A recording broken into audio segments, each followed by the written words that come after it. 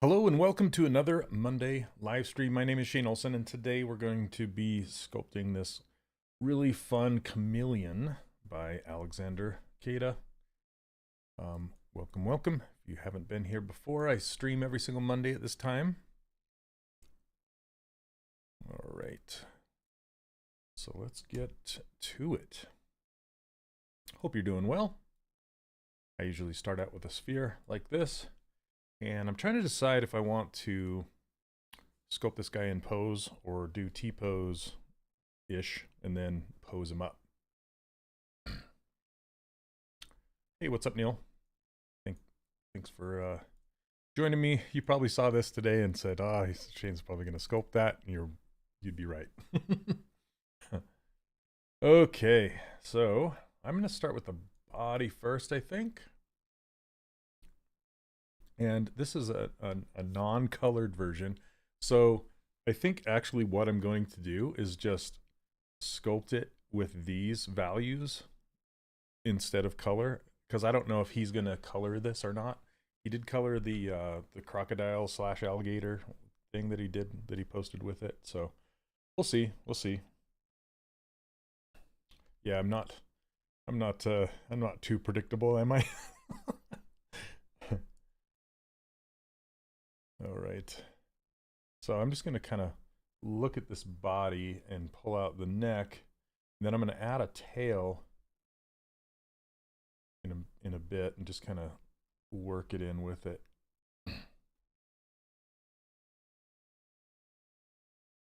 You know, I think I'm really close to coming up with a good substance painter / character creator / ZBrush pipeline. I'm really close, I think. Okay, so with this tail, hey, what's up, Mark?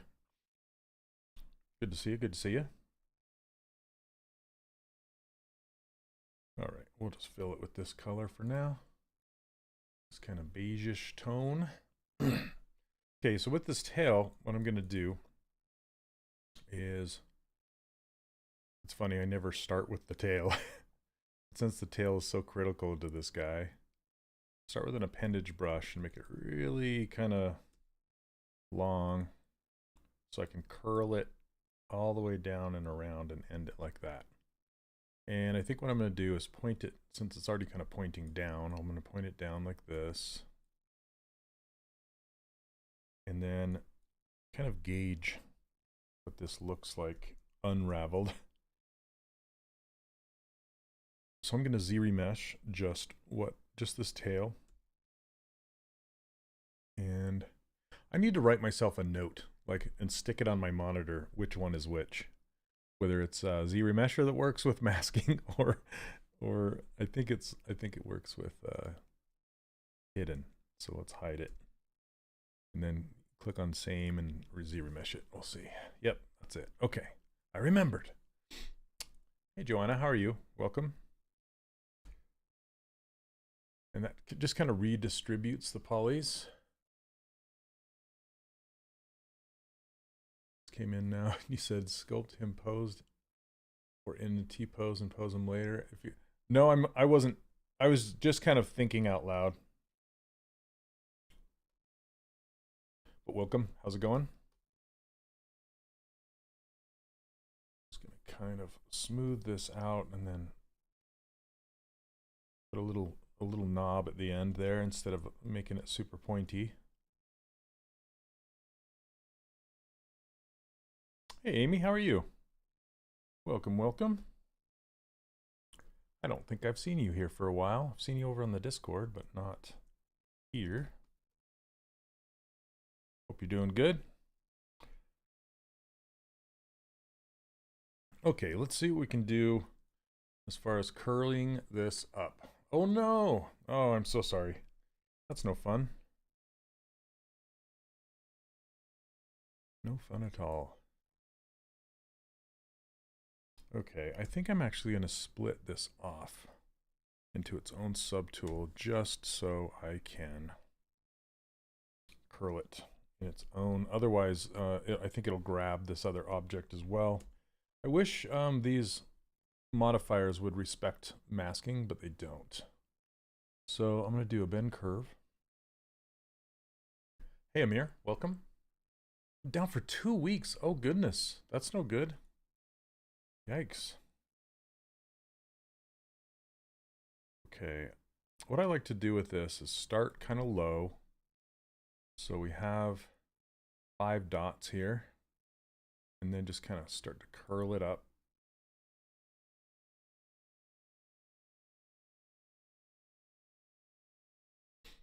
Looks like a seahorse or something.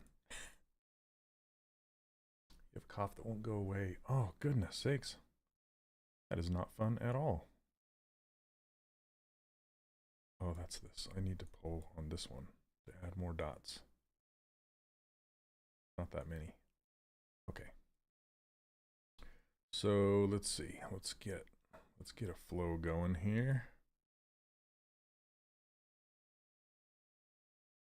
I wish I could put more dots at this end and fewer on this end, but it kind of evenly distributes them. Well, I hope you get better soon. That's no fun.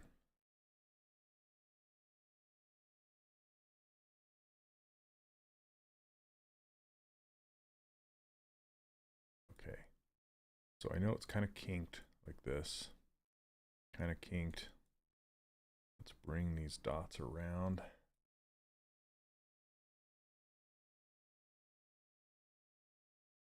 Still, that's a long, that seems like a long time. Like too long. Hey, welcome, welcome. Okay, now that we have this. Welcome, everybody. Hope you're enjoying your Monday. Here in the US, it's actually considered a holiday. It's President's Day here. So most people are off from work or out of school. Or if you work at a bank, you're off work. I have twist. This is twist, right? 3 weeks. Yeah, I've never had, well, I'm kind of have a few health issues, so I got that that Paxlovid stuff, and it only made mine last a couple days, which was pretty crazy, and it actually helped my health issues, which is crazy too. It's like one of the only cases I've heard where it was actually beneficial to get it. I feel super, super bad for Ashley. She's another streamer here. She might join us later. Hello from Argentina.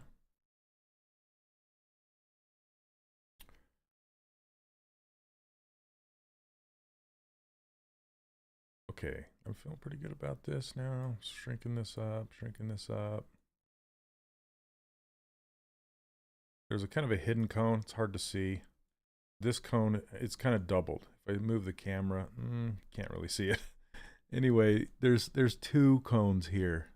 There's a shorter one closer to the dot, and that's the one I'm trying to grab to kind of scale it down. Yeah. Okay. So I think I'm pretty happy with that now.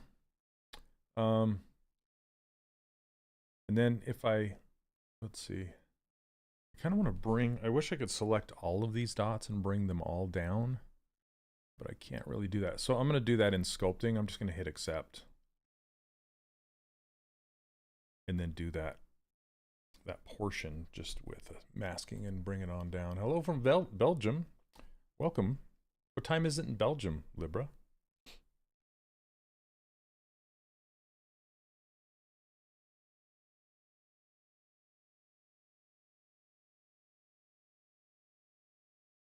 Let's see here, bring it on down like this.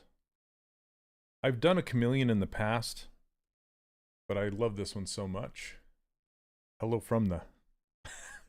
Hi, Dave. Welcome. Netherlands. Ah, nice. actually is scheduled to stream on Wednesday. Interesting. I hope she actually ends up streaming. I haven't seen her stream for a while. Okay, so now that I have these, I'm gonna go ahead and combine them together. Well, let's get the head on there. It's looking like a seahorse or something else. Okay. Oh goodness. I have some stories of my sculpts looking like something else. I was at CTN, which is short for Creative Talent Network. It's just where artists go and talk to each other and, you know, go to panels and things like that. It's kind of like a light box or something, or like a Trojan horse was a unicorn. I've never been to that expo. I wish I'd like to sometime. Anyway, I was doing a demo in their hallway where people were just kind of walking by, and had a bunch of my friends watching me. Like my buddy Chris Wright was watching me. And it was on a Mac, and I was not used to the Mac controls. Hey Steven, how are you? Welcome back. Yeah, that's true. You can almost like, yeah, the body is very similar in shape to this head. Yeah, I had a good weekend. I spent some time doing home improvement stuff. My shower leaked onto the wall right next to it, and it kind of made some moldy damage, which was fun. 8 p.m. Oh wow. It is noon here. I'm in mountain time. Let's see. Anyway, back to my story, the CTN story. I was making this giraffe, and he had this head, and this really long snout, and then this snout on the end, and it looked like something else. And made me all embarrassed, and I was trying to get past it, and I couldn't because I didn't understand the Macintosh hotkeys, and yeah, it was super embarrassing moment for me. Oh goodness. Okay, this is kind of weird. I don't know. Oh, did I turn off? That's weird. Raphael just got here and missed the tail making. Hey Raphael, I just used the bend modifier. So if you go to this gear, it's just bend curve right here. I just use that. And this is going to be, hey Ashley, we were just talking about you. How are you doing? Yep, time for mirror and weld. Let me make sure the local symmetry is not turned on, and mirror and weld, boom. How are you, lady? Amy, one of my students, Amy, she was in here. She's probably still in here. She was just talking about catching ye old COVID, and that's what led to conversations about you and your iPhone. How's that going, by the way? Do I dare ask? I always don't dare ask. No rumors, just, you know, what the heck is that? Oh, it's I don't know. I think I'm on some kind of a knife brush or something. Yes. Yeah, Amy's just had it for like a long, it seems like longer amount of time than typical. Okay, so I'm going to subdivide this once and delete lower like this, and then I'm going to connect these two and just keep going. I think I might connect all three, just get the tail connected. Let's merge this on down. Okay. And then, let's see. I'm trying to think. I don't want to sew this tail shut, if that makes sense. I have a question. Can I prepare the character to be available for animation? Yes, you can. It takes retopology. I will typically do the retopology not in ZBrush. I'll do it somewhere else, like in Cinema 4D or something like that. But I will, yeah, like I said, I will typically not do the retopology here.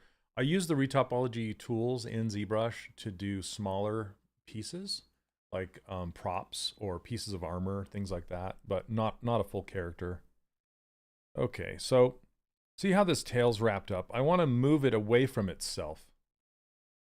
I have not used the new one of the new Top Gun K9. I used to use the old one, the first one. I didn't use it for retopology, even though that was its main purpose.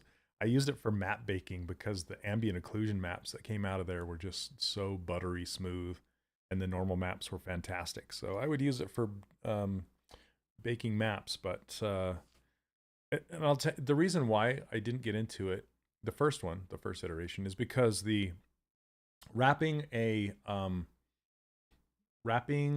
edge loop around the object, it was screen space. So unlike other programs, it wraps the ring around like an appendage, like an arm, like an elbow or a wrist or something like that. You can just drag it and it will just kind of stick and go around it. But in the first iteration of that program, it would, if you move the camera, it would mess it up.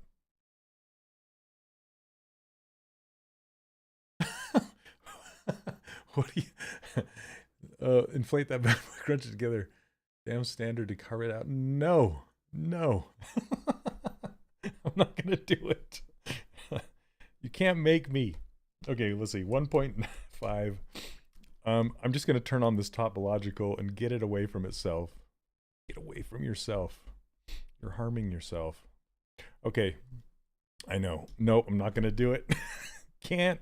It's against the instructions. Okay, so this is all I got. I made a gap so it's not going to stick to itself. And then Z remesh. I wonder what happens if I keep same and just hit it. Boom. I'm going to do keep. Do I want to keep groups? Do I care? I don't care. Hi Mathilda, how are you? Did you get my email? Is that the same? Did you email me? Okay, sorry it took me so long to respond.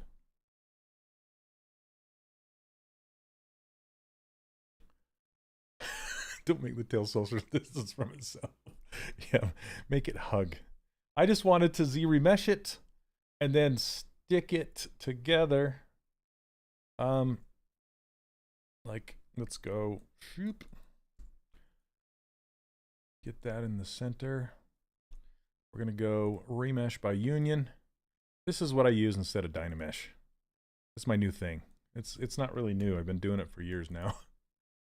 Thanks so much. I don't know why I didn't see. Yeah, I stream every Monday for quite well. It's kind of a bit confusing, not gonna lie, because of the Maxon purchase. So I believe I'm still streaming to the Pixelogic YouTube channel. I don't know if they'll ever change the name away from that, because Maxon has their own YouTube channel and Pixelogic had their own. So I don't know what a good solution to that would be, Okay, so let's see. you guys. Okay, symmetry. Got it. Thanks, Neil. Inflate Z intensity. Hey, Amir. Don't make the... Oh, okay. I just want to make sure that I got all the comments. Ashley, you're all throwing me off. Do it better. Okay. Channel says Max on ZBrush. I know, but did they change it? Okay, maybe they changed it. She is giving solid advice, but what's funny is she's pushing me into her workflow, and I do my stuff differently. And it's just funny. Mask it out, then go to deformation, then inflate to 100. Oh, funny. Using my Mac for sculpting, and I have this huge problem with Control W command. Instead of putting the things I want in a new poly group, it closes my ZBrush window. Yeesh. I don't know why, but exactly. So, the Mac hotkeys are a little different. I don't know if Control W or Alt, try a different sequence, like an Alt W or a Command W. Maybe not a Control. I don't know. Might want to try that and see what it does for you. I'm gonna Z-remesh this and not keep groups. I'm going crazy here. Okay. Yeah, it might be command. Try that.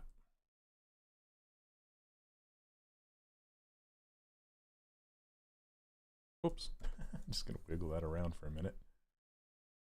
Yeah, it's Control W on Windows. I don't know what CNTR is.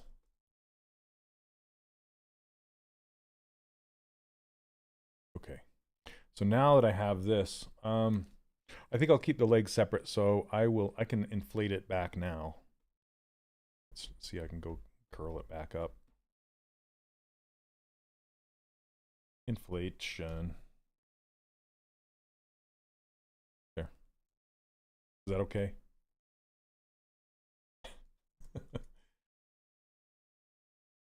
Just Command W. Okay. Inflate the thing together. It's driving me crazy. Do it.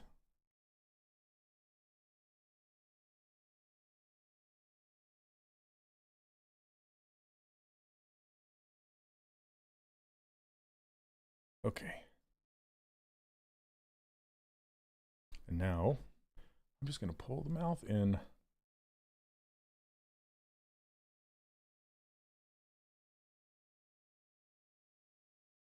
Just like this.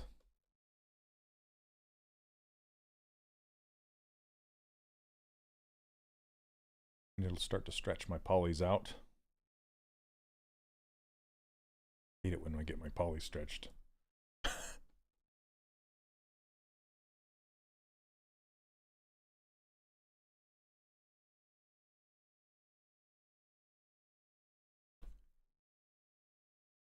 All right. Now, this is again. Are you still not using Sculptus Pro? Is that your thing? Still not using that? Because here's another time when Ashley and my workflows don't work. All right. Like oil and water, Ashley. So you guys, A Cubed, if you guys don't know, she also streams on this channel on Wednesdays. Okay, so I'm going to use Sculptus Pro. Turn that sucker on because my polys are stretching. I have a couple options. I could be like Ashley and I could Dynamesh, but that would stick my tail together. Yeah, she she loves the crunchy geo. I don't use it for body blockouts. Oh, okay. Yeah, nope. I haven't used Dynamesh in years. So I want to increase the density of my geometry right here. I have three options. I could Sculptus Pro it, I could Dynamesh it, or I could Z-remesh it. Stick it, pull it, twist it. So instead of Z-remeshing is gonna, yeah, it does rebuild the entire thing. What I like about Sculptus Pro is that it's kind of focused dynamic geometry or topology, whatever you want to call it. So essentially I can just do this. Just make sure you turn off dynamic subdivisions because it does not play well with Sculptus Pro. And essentially I'm just giving myself some geometry that I can then continue to stretch and move and sculpt.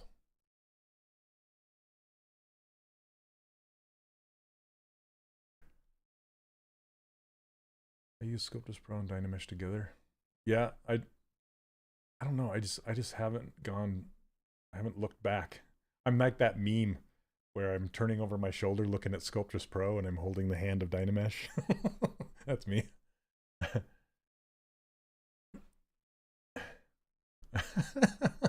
Actually.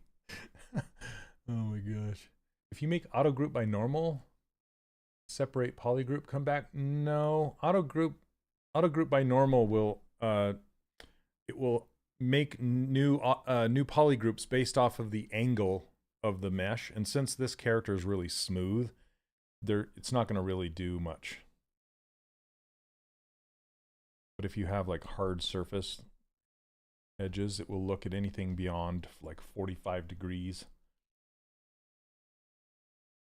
and give it a polygroup. It won't bring back your old polygroups.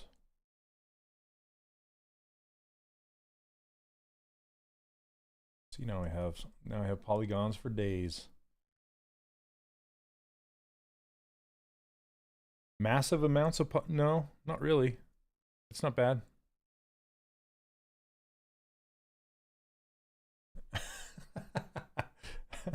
Edna Mode. She's one of my favorite characters. No capes.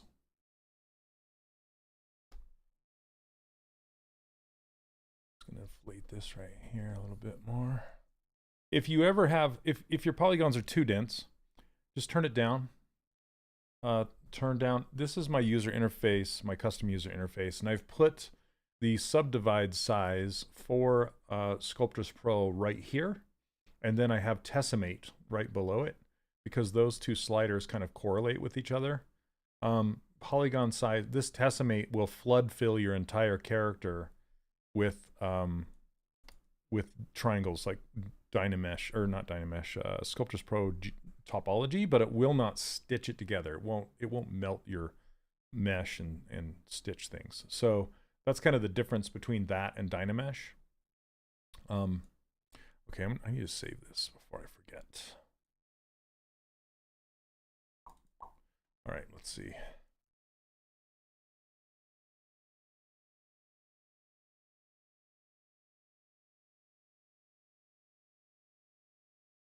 Okay, I have so many points on Twitch, I realize like super annoying and highlight. It's totally fine.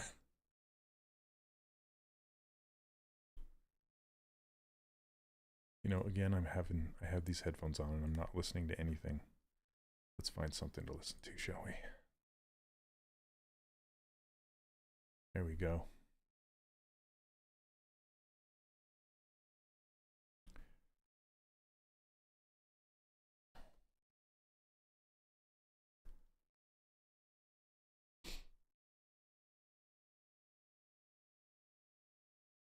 So if you ever get your points too dense with Sculptris Pro, the beauty of it is you can just decimate it. Just use decimation, because this is already made out of triangles anyway. So adding, or you know, rebuilding it with triangles isn't going to hurt anything. Actually works quite well.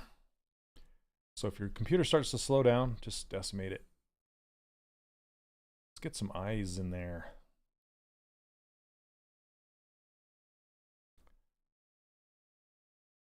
Eyeballs, these are, make them as big as I possibly can.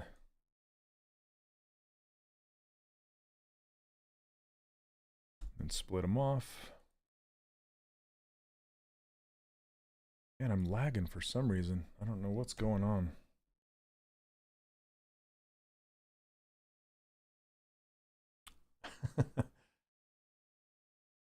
Okay, I'm going to add dynamic subdivisions to these puppies.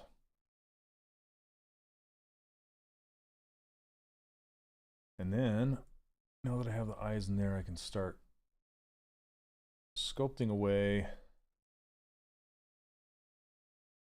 on the bits, on the rest of it. Give him some volume back here. Give him some space for his eyeballs to live. Eyeball house.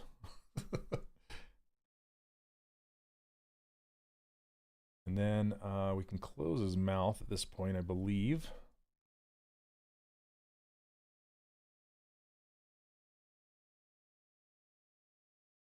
And just kind of blur it as much as we can. Invert that mask and bring his mouth kind of closed like this. It's kind of coming together already.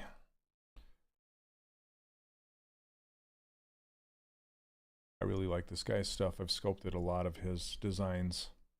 He just dropped this one this morning. Like, my literal response was, well, I know what I'm going to be sculpting today.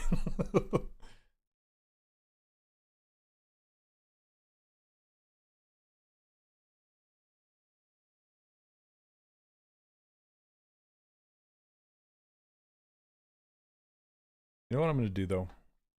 Before I do that, I'm going to go back in time to where I have a mask and hit Control W to give myself a polygroup. That way I can isolate,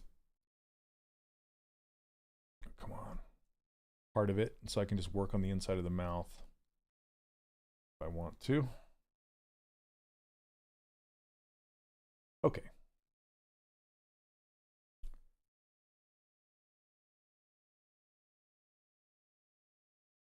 My smooth is very low power. Crank up that power. Call them orbital casings. And the engineering's like, nice. You have some really nice orbital casings.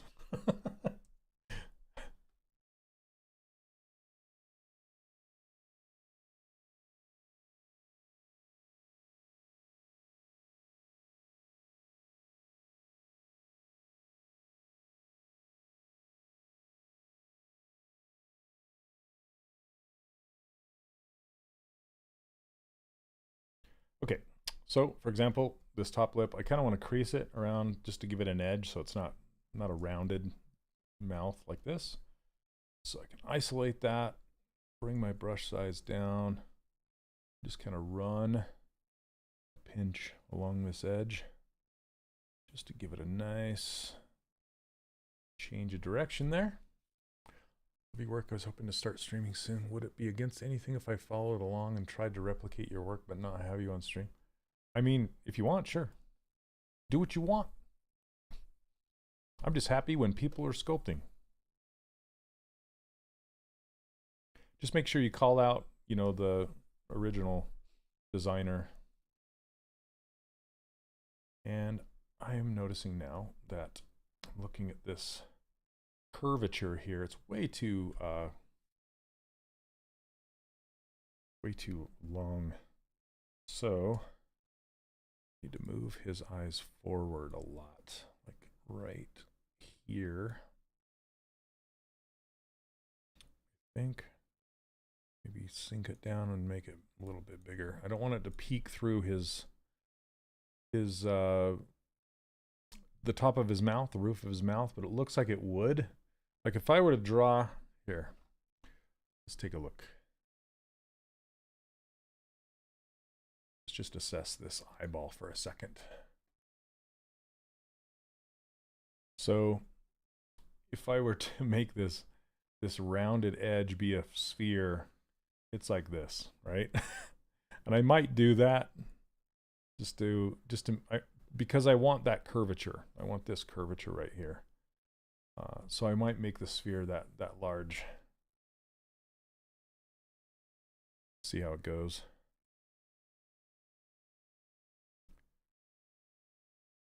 And then I'll just kind of clip off the bottom of the eye. Sometimes you got to cheat, you know?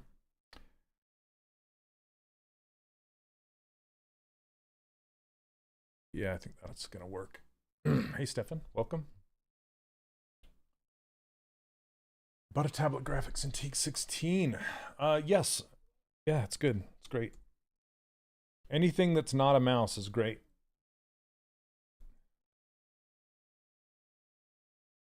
Just get whatever you can afford, whatever you can use, and it's awesome.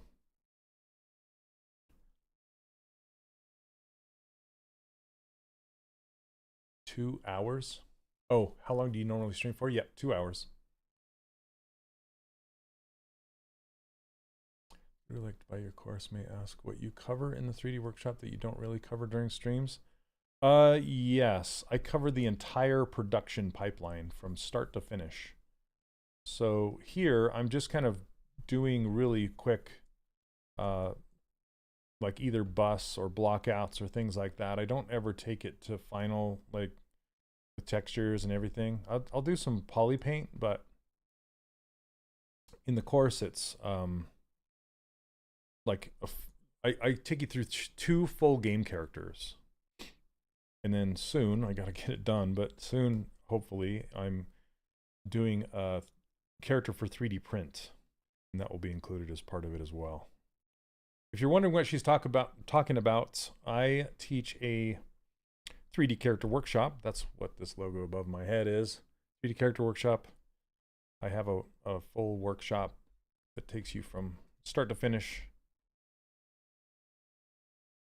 on game character workflow and toys. Toy workflow. And it can also be used for film and television. But mostly it's just game. And some of my students are in here, a lot of them. Like Steven, Neil. Yeah.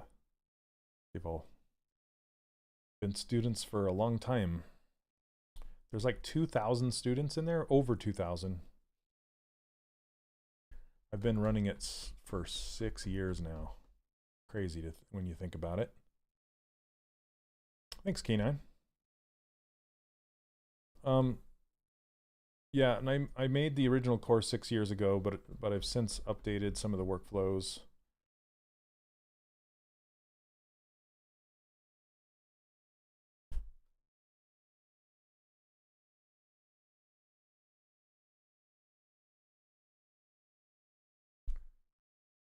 What slicing software? Yeah, I love Lychee Slicer. Yeah, love it.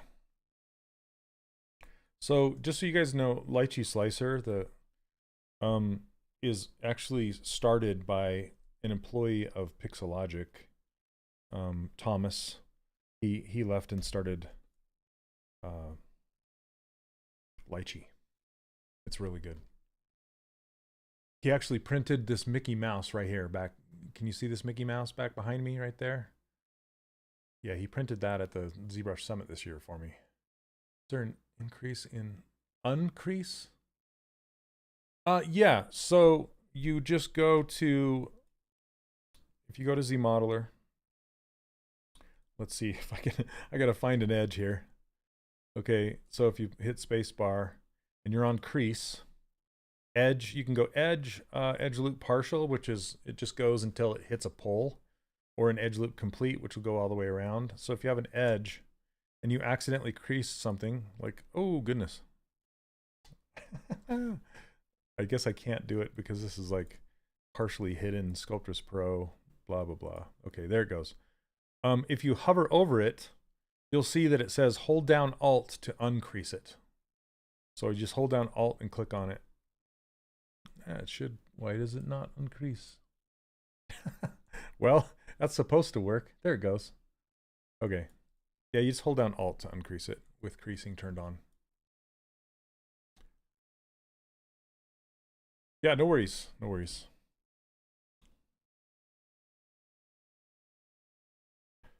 Okay, let's, do I print what with Anycubic? The mouse? This? No, I don't. No. I can't remember the name of the printer they printed it on.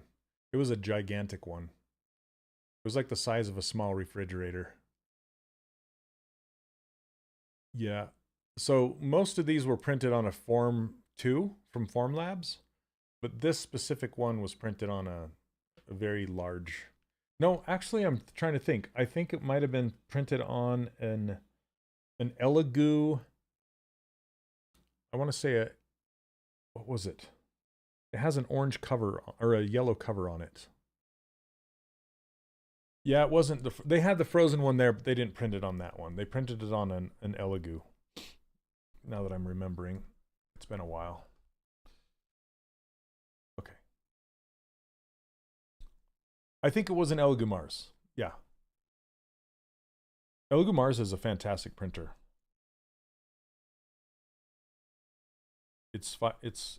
I have a Saturn II and I've yet to open it, but oh goodness, look at these holes. Okay, let's do fill holes, close holes. That's strange. All right. I'm going to go. So if you ever do run into this and you make, and it looks like it made a bunch of holes right along the border of the poly groups when I had it hidden. Hey, what's up, Leonard? Are you going to buy my Saturn or what? We were just talking about that and Leonard shows up. Leonard always teases me about it. Okay, so if you hold down Control plus Shift and you tap on a shared shared vertice between two poly groups. It will isolate both of those like this. Let's turn on double-sided just so we can see. Oh, it looks like there were some holes on the interior of the mouth too, but now I can just hit Control W and it puts both of those in the same poly group. Like this. What is 3D Character Workshop Inflate? It's just regular ZBrush Inflate, but with some changed parameters on it to make it behave like I want it to behave. So all of these brushes I give away for free over on my website. Just go to 3dcharacterworkshop.com right here, 3D Character Workshop, and you will see download brushes and you can get them. And it also comes with my user interface and my custom menu right here. You can go grab that if you want. Did you bribe someone at Pixelogic to get constant featured sports? I don't know what that means. Are you saying spots? Featured spots?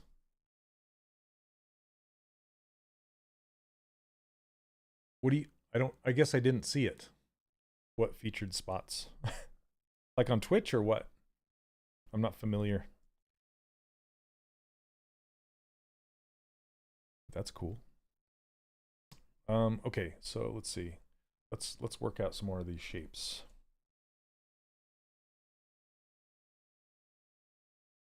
Okay, let's go. I'm streaming to 2 Maxon YouTube channels. Oh, interesting. So yeah, Restream says I'm streaming to 5 different channels. The official Pixelogic Twitch. I know that they rotate between artists, but oh, interesting. Yeah, I stream every Monday. I don't know. I haven't changed anything, so that's interesting. I'll take it. Okay.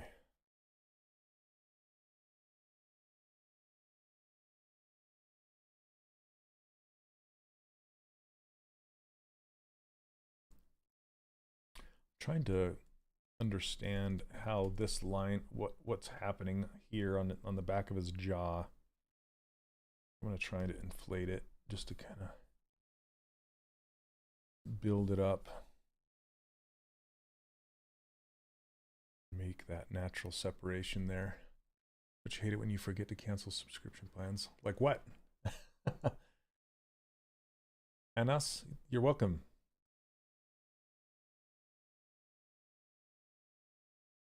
Sometimes I'll take a break.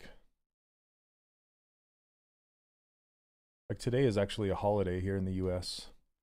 I was considering it, but and I'm like, oh, this chameleon looks too much fun, so.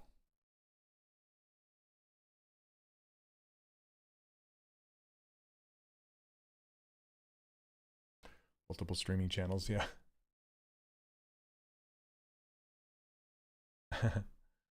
So yeah, I'll pull this down. So I'm streaming these 5 places. So this is Pixelogic's channel, and then Max on Twitter and Facebook, and 2 YouTube channels. So that's interesting. I keep changing it up.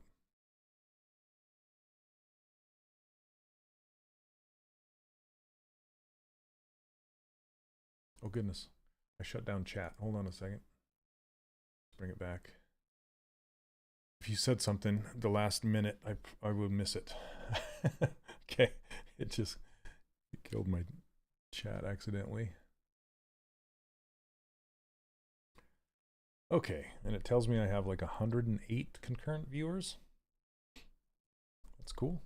So welcome everybody. Good old Twitter. Yeah. That was so weird.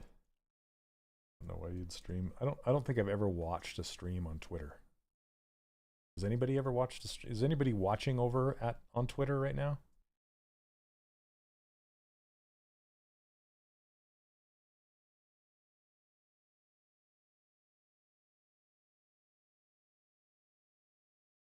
I thought that was just a place to go, and I guess so. I guess you can stream on Twitter. It's been doing it for the last while, last couple weeks.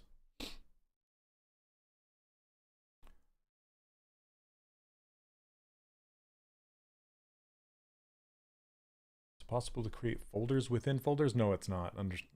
No, I wish it was. That would be nice. But no.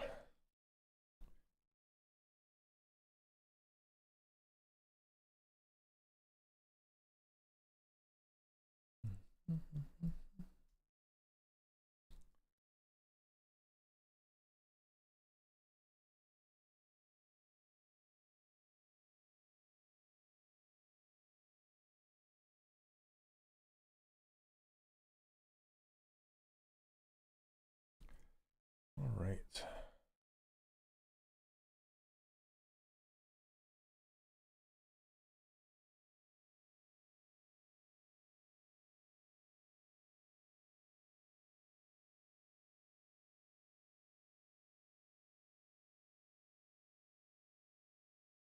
Sorry, I'm being quiet. I'm just kind of focusing on this little brow area here. Twitter streams became a thing sometime before and after the changes to, oh. Yeah, well, I know Mr. Beast was trying to push Elon Musk to support video on Twitter. And I think that happened because of Mr. Beast. And Mr. Beast is trying to post some stuff just to kind of see how it performs. I don't think he's live streaming there, but he's posting his videos there. Some of his older ones. Okay, for this, I want higher resolution. So I'm going to crank it up like this. And I want to inflate.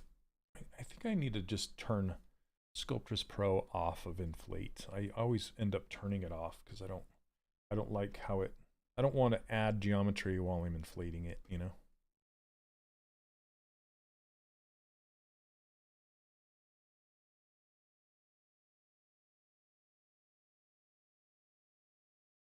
And just so you know, I'm adding more geometry in this area just so I can put some more detail.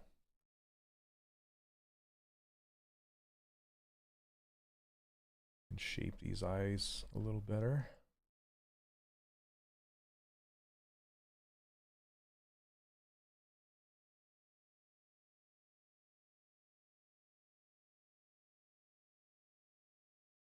Looks like this goes all the way here and connects with this.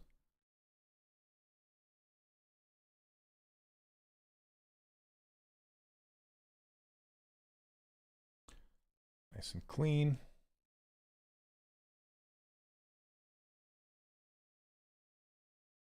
I did manage to get my ZBrush materials loaded.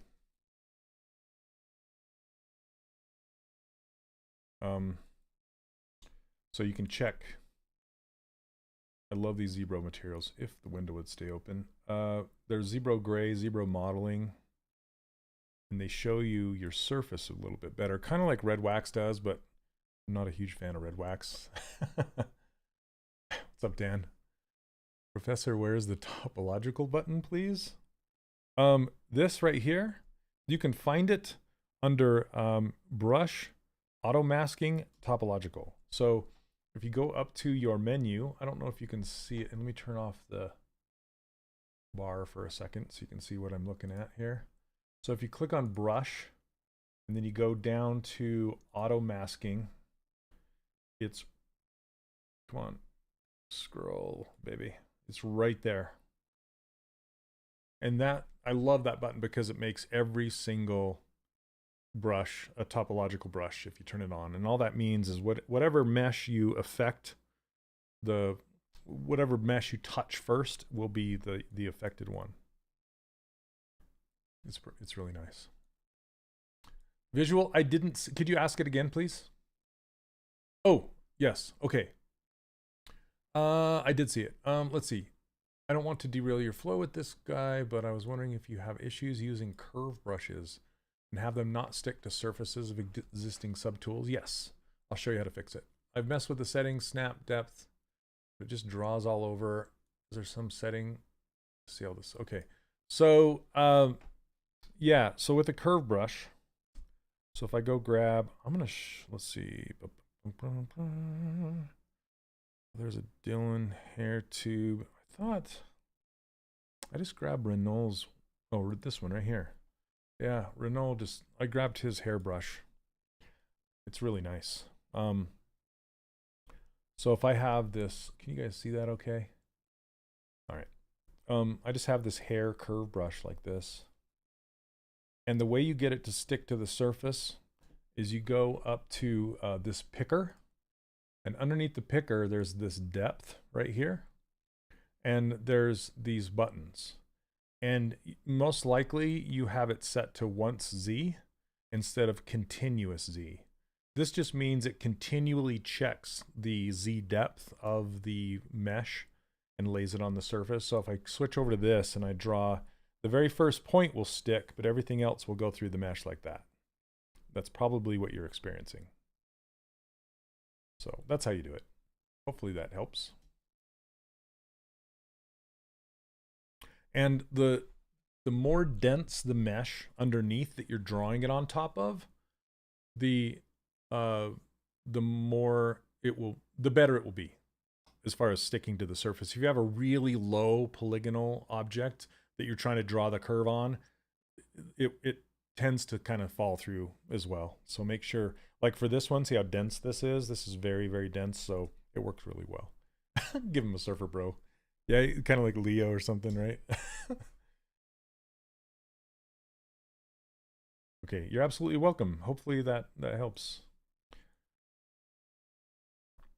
Okay. I'm taking too long on this guy. How? Yeah, we're almost an hour in.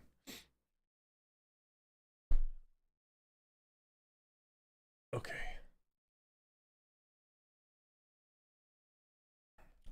Neil, that might be one we could clip out. Talking about the curve. No, if I was streaming this on my own, I think there's on Twitch, or you can like select. You can select a clip, and I think it runs it back for a certain amount of time and then clips it. I think that's a thing.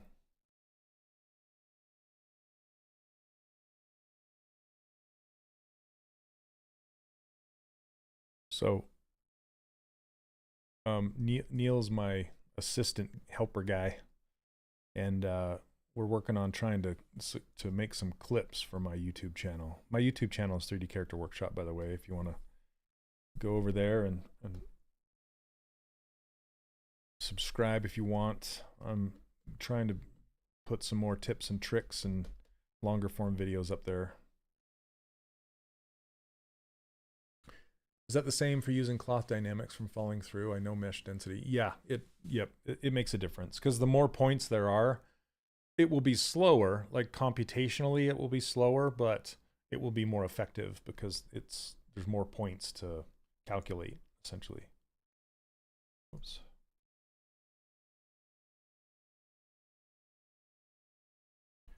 Why does it keep making these holes? Stop it.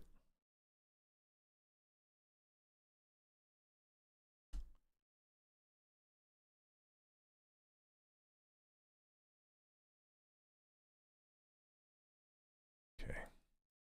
It's really weird. Thanks, Neil.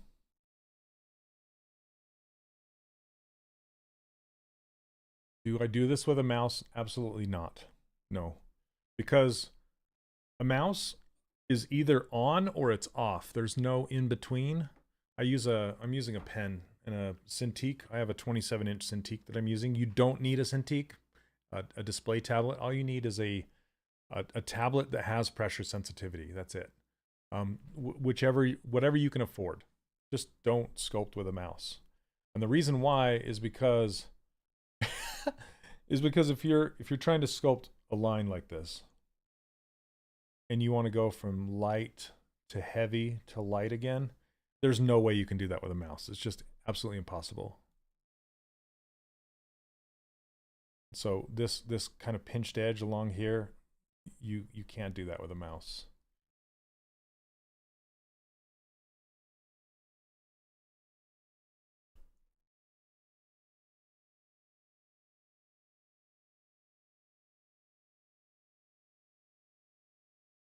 This guy.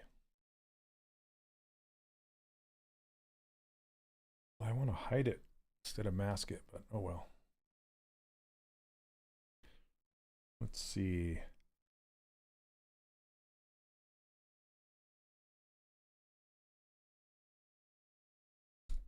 This is topological. This just means whatever I touch first, it's going to affect. So it's not affecting the upper lip. I'm just flattening this lower lip. I'm starting with 1 by Wacom. Yeah. Oh.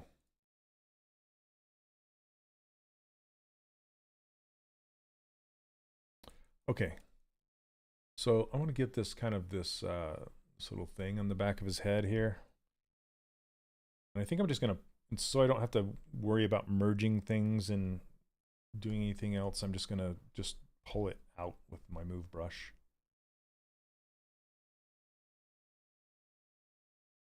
Go the lazy way.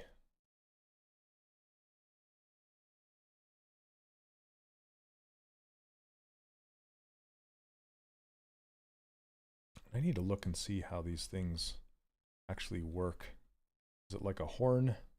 Does it have a cavity back here? You have good 3D models. I wanted to ask, do you know how to export everything at once from the texture window? When I save them with 1 button grab shaded dock. I don't understand your question. Do I know how to export everything at once? Are you looking for like a rendered image? Or are you looking to export the model with textures? Because that's two, yeah, it's 2 different things.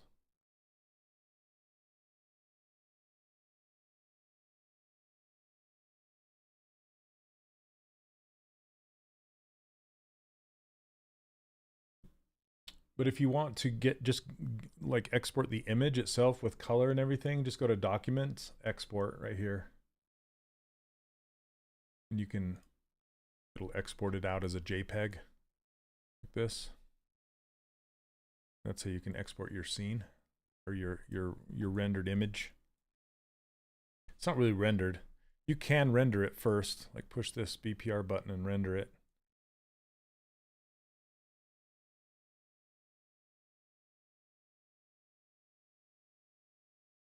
And thanks for the kind words, by the way. Appreciate it.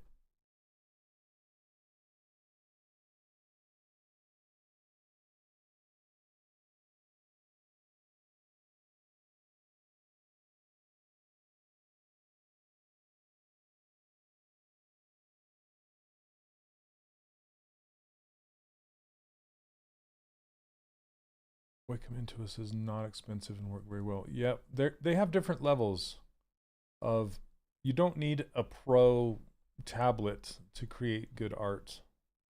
Just get what you can afford, even if it's a bamboo. Like that's, I think if that's still their cheapest version, it's just fine. You just need something with pressure sensitivity. That's it.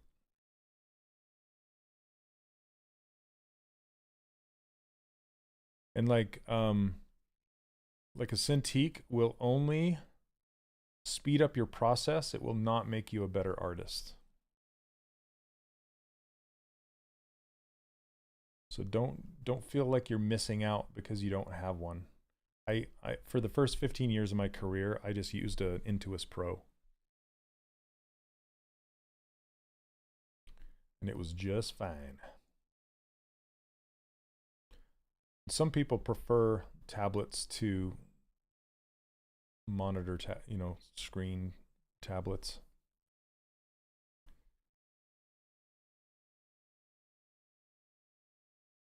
Cintiq is more intuitive and easier to learn, but ironically more expensive. Well, so I feel like the biggest difference is with a tablet, there's a bit of a disconnect because you're looking up at your monitor and your hand's down here. And with a Cintiq, there's a 1-to-1. So when you do a stroke, you can actually do it right the first time. And sometimes with the tablet, you have to do it a few times, like 3 or 4 times to get that to work. The Cintiq would be more beginner friendly. Yes and no.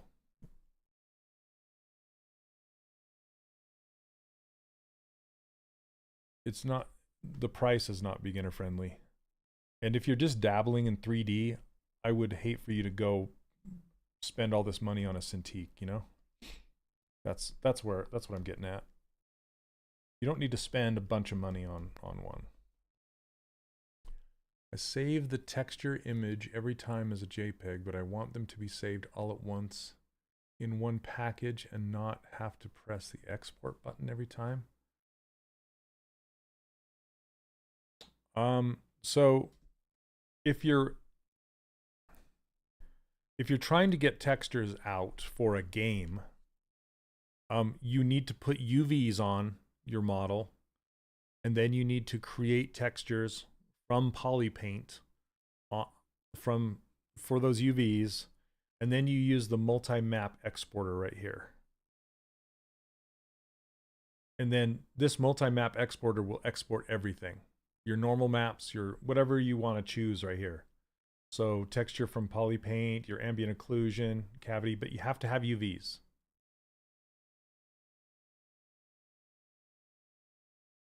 So that's how you export textures out of ZBrush. Can someone tell me if he began in Dynamesh? I don't use Dynamesh. I began with just primitive objects, these primitive objects right here. And then I merge them together using Remesh by Union, and then I use Sculptress Pro, like this.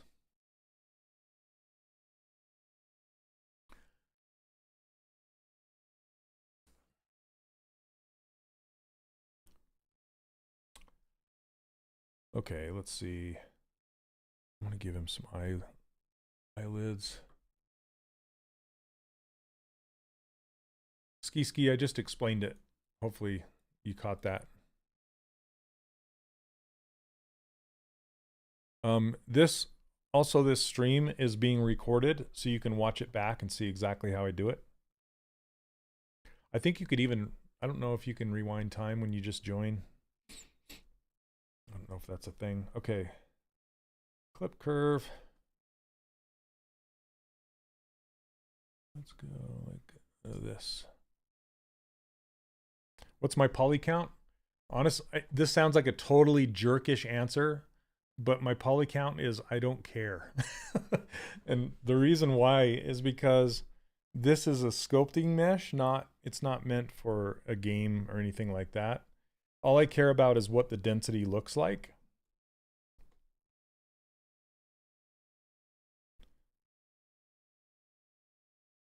So I'm just, if I look at the density, it looks like this. It's not meant for exporting.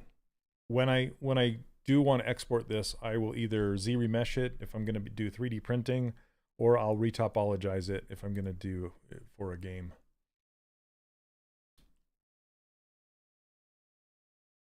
Vitaly, you're welcome. Hopefully that answers your question.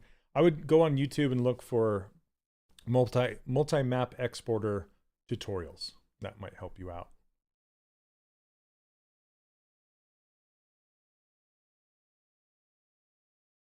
Oh, so that's what I was wondering. You can start from the beginning if I'm still live, right? So you can just roll it back, ski, and see what I did. Okay.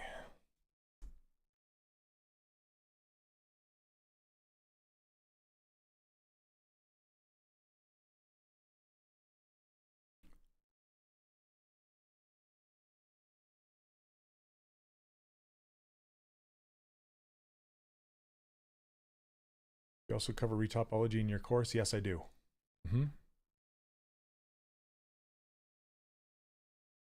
Twice, actually. So I'll just give you behind the scenes really quick and show you exactly what's in there if you're interested. Do you miss the video game scene? I'm doing contract work right now, and it's kind of for a video game. It's pre-rendered stuff, pre-rendered videos that's going in a game. Sometimes I miss it, yeah, but I don't really miss the tech of it. The tech can get overwhelming sometimes. Okay, so I've logged into my course really quick. I'm just going to show you. So once you purchase it, you'll see this. This is the main workshop. This is the old workshop. This is a I did a live stream of this character. It's a full character, like 66 hours, showing you updated processes, including retopology. So if I go into here, there's retopology right here, and you can see all the retopology of this character right there. And then I show you how to bake maps in Substance Painter. Let me see, go back to the library.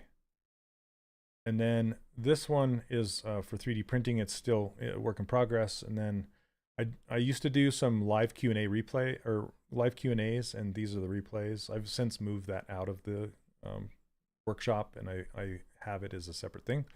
And then I'll occasionally do industry pro interviews.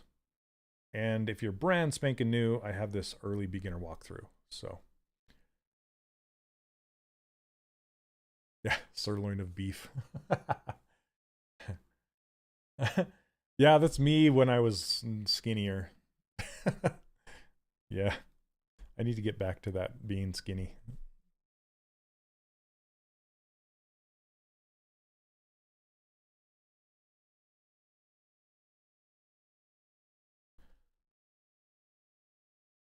I had recorded it right as I had lost a bunch of weight.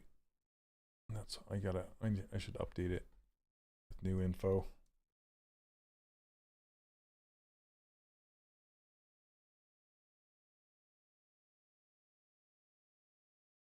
Thanks, Raphael.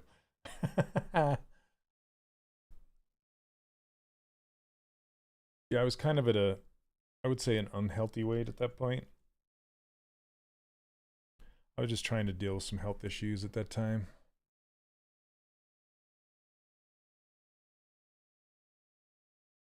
All right.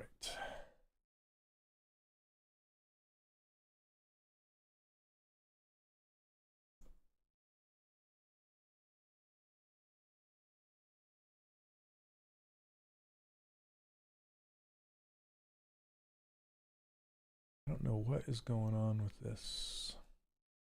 It's not acting the way I want it to act. Okay.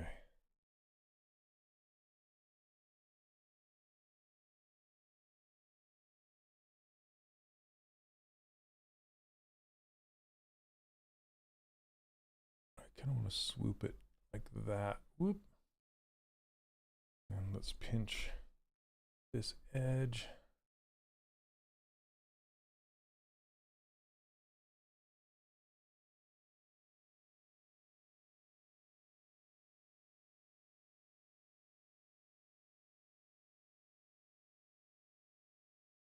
Okay, that's better.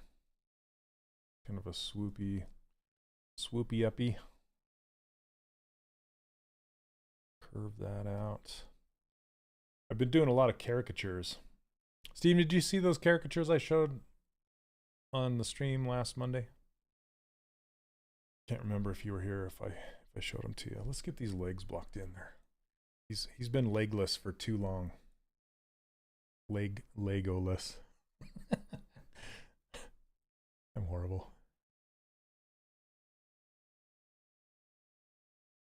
All right.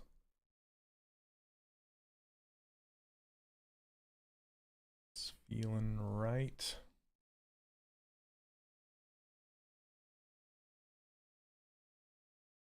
Okay. Let me start up Character Creator. I got permission to show Character Creator even though it's not a Maxon product because they have a deal with Maxon, so I can show a little bit of it.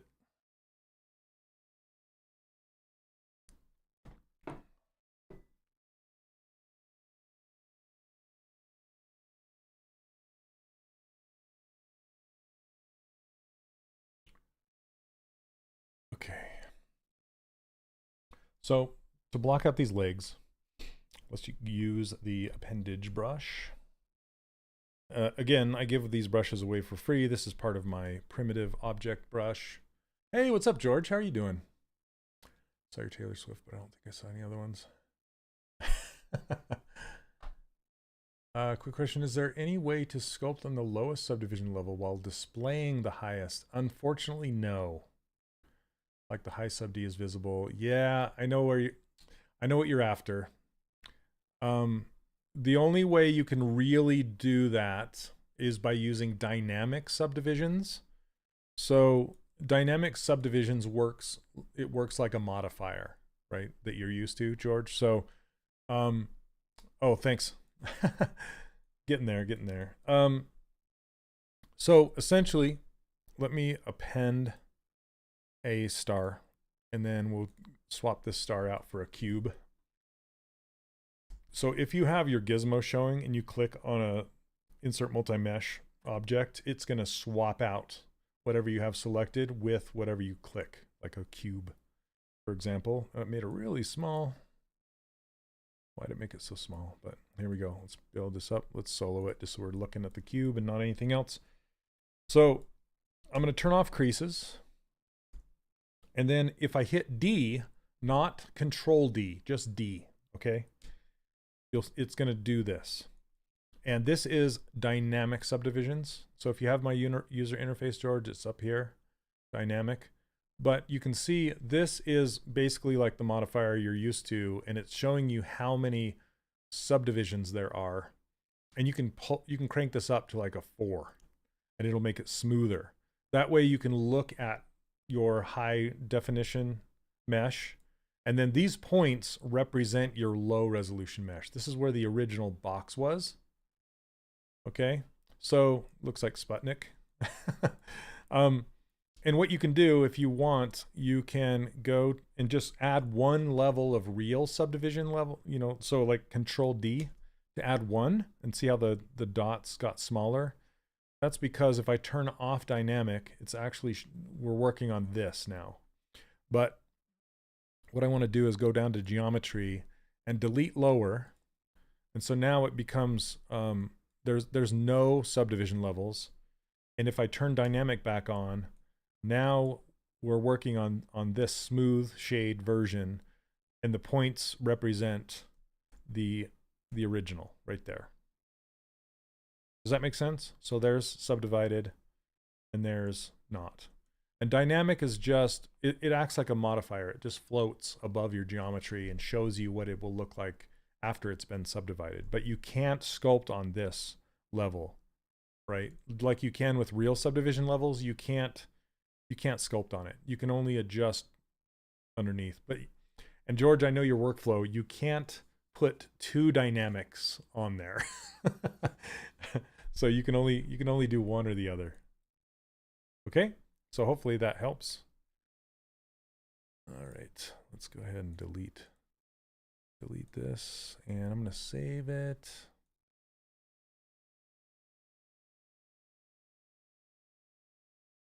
It's Chameleon 2. Hey Amir, welcome.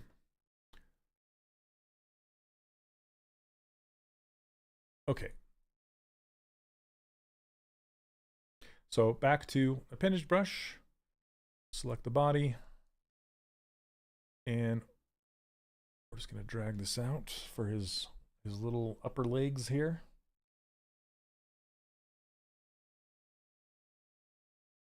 And let's turn on local symmetry. And then we can shape this a little better. So smooth it down.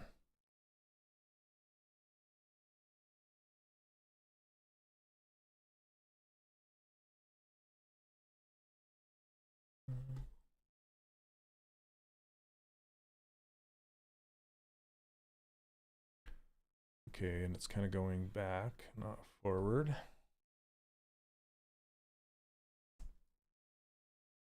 Does that help, George? Yeah, George makes some amazing anatomy blockouts. You can go check him out. He's also been a student of mine for quite some time.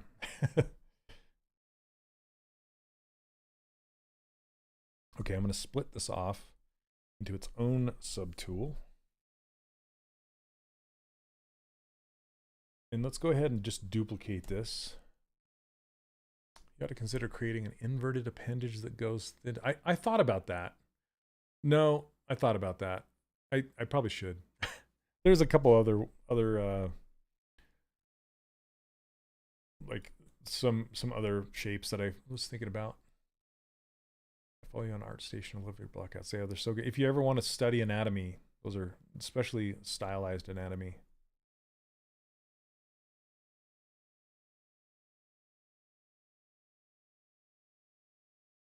I do cover anatomy in my course as well, but those are some really good subjects. So basically, Stephen, what I do is sometimes I will take the gizmo and put it down on the other end and just flip it around like this and then put it back.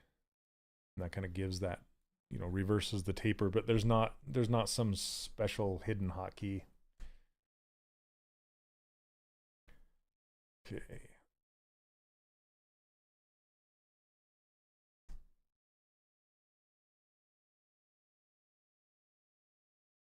Just shrinking this on down even more. It kind of connects in an interesting way. Kind of has this long curve on the front and a lower long curve on the back, and kind of swoops in like this.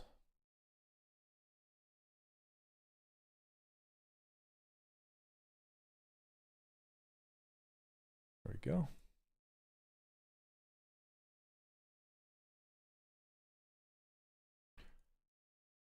Okay, so there we got some leggies.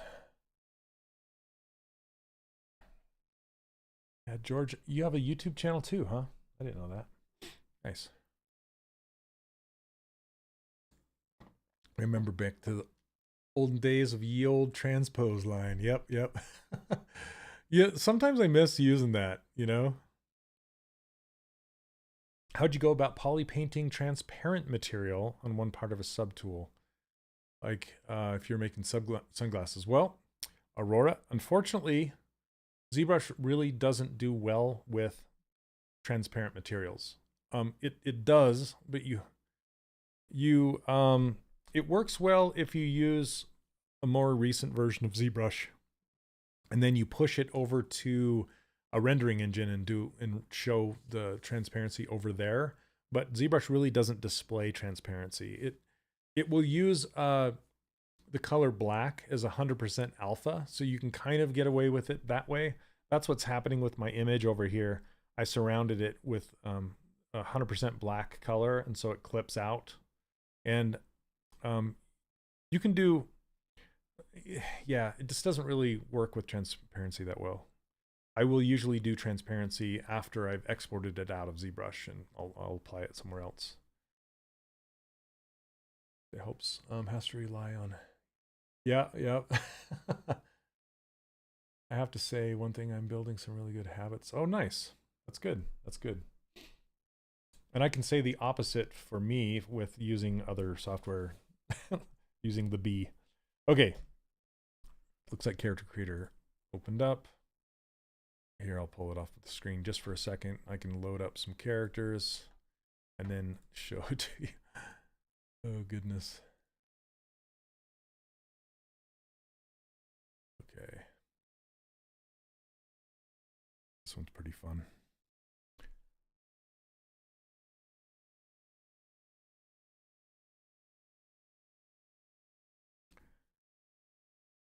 Okay. So I created this guy in ZBrush. I'm sure you can tell me who it is.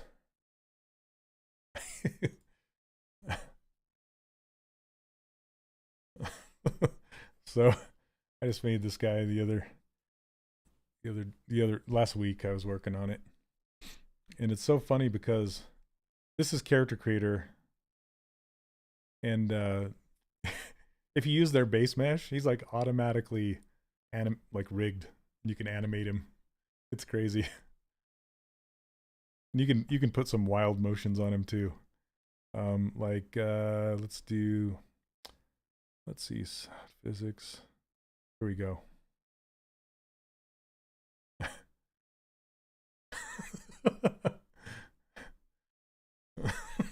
There you go.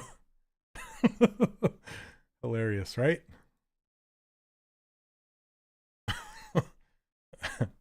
Yeah, I sculpted all this hair in ZBrush, and his face, his eyebrows, these eyes, all this stuff.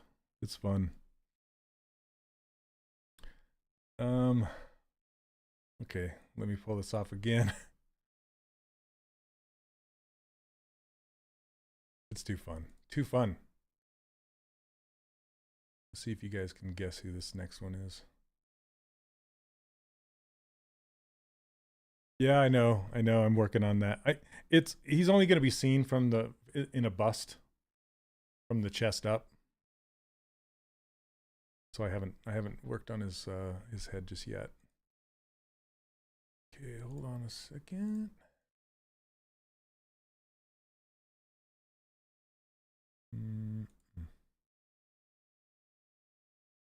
Okay.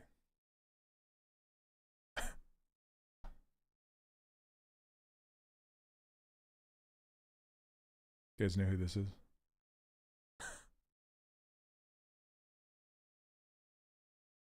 This one was a lot of fun. I need to put him in a t-shirt because this is kind of crumpled weirdness. I tried to put him in a hoodie, but yeah, it just kind of didn't turn out that great. So yeah, and then you can put different motion on him. It's got full face animation. Hopefully I got the textures on him. Yeah. It's so fun. But yeah, I sculpted this over in ZBrush, brought it back over here. Yeah, his textures are missing. I got to get some textures on his teeth and tongue. Sometimes they get lost.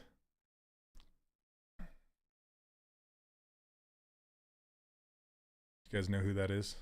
Any guesses? And then I'll show you one more. This one I'm still working on the textures. He's a little too realistic and uncanny valley weirdness.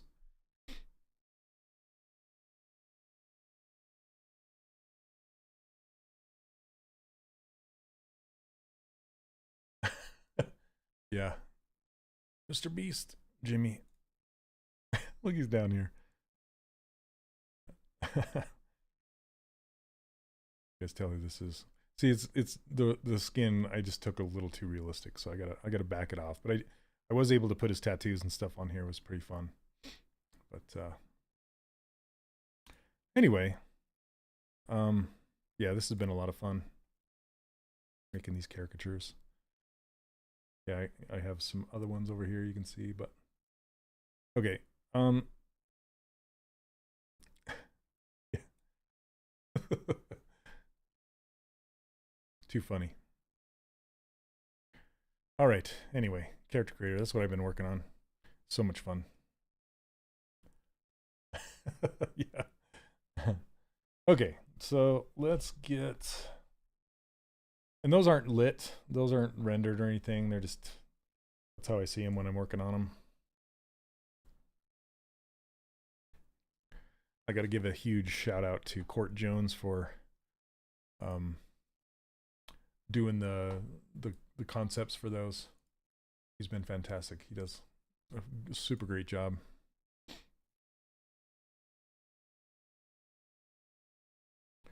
Okay. What lazy things did you have to unlearn from the Oh yeah.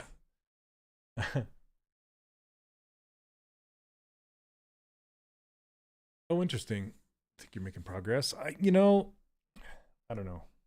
I have thoughts about that, George, and I think you're okay just sculpting it wherever you want to, you know?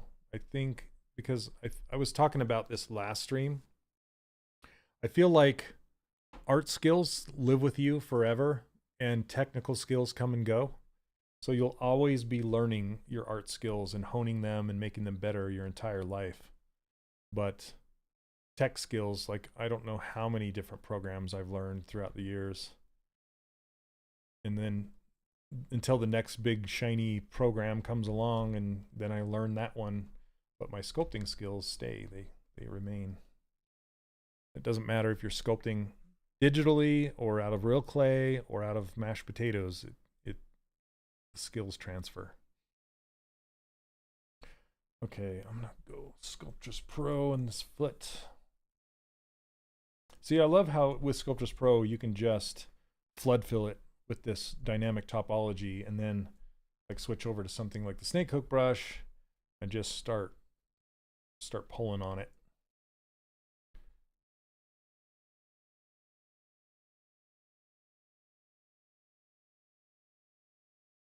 Something like that.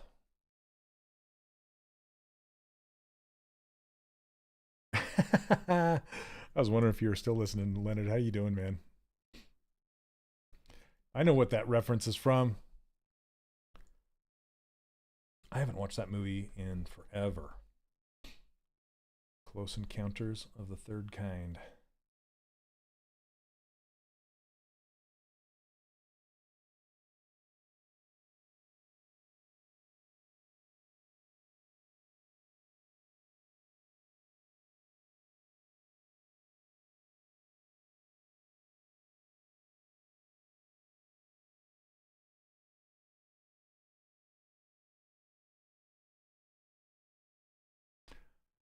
Bought that movie online for $5. Nice. That's a good deal.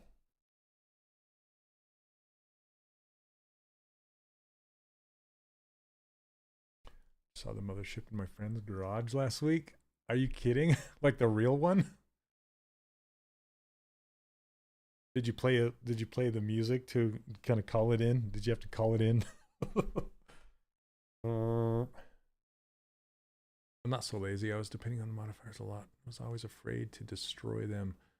Yeah, I get it. And that's kind of it's a great non-destructive workflow, right? That's what you aim for in any program too. So you can always go back and make changes, especially if you have an art director that's like, hey, this isn't working. Make changes.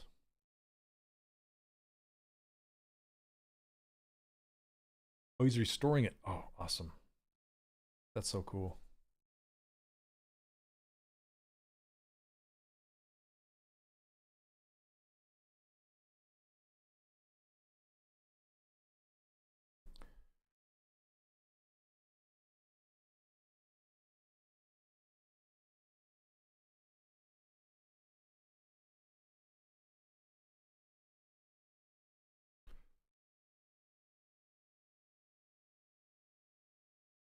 Just gonna kind of make a squished palm back here.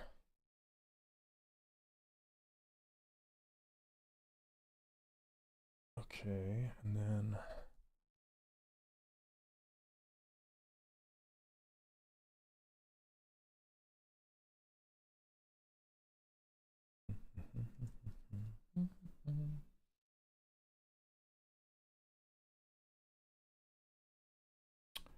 yeah, definitely a piece of cinematic history. Oh, it looks like it's got a thumb too. So let me pull the thumb out on this side. And it's a chameleon, so it's kind of a more space between the finger and the thumb than normal typically.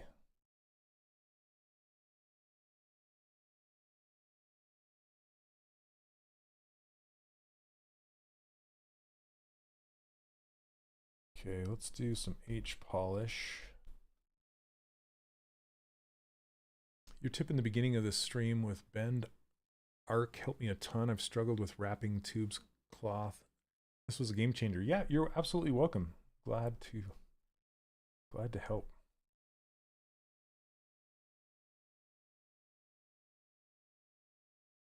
When you're sculpting, are you merging it from Dynamesh and then after? No, it's funny how much Dynamesh has been brought up in this stream. I don't use Dynamesh anymore. I used to, but I don't anymore. I typically will use Sculptress Pro now. And the reason why is because Dynamesh will rebuild your entire mesh, which is fine for some purposes, but I like Sculptress Pro because it's very kind of compartmentalized.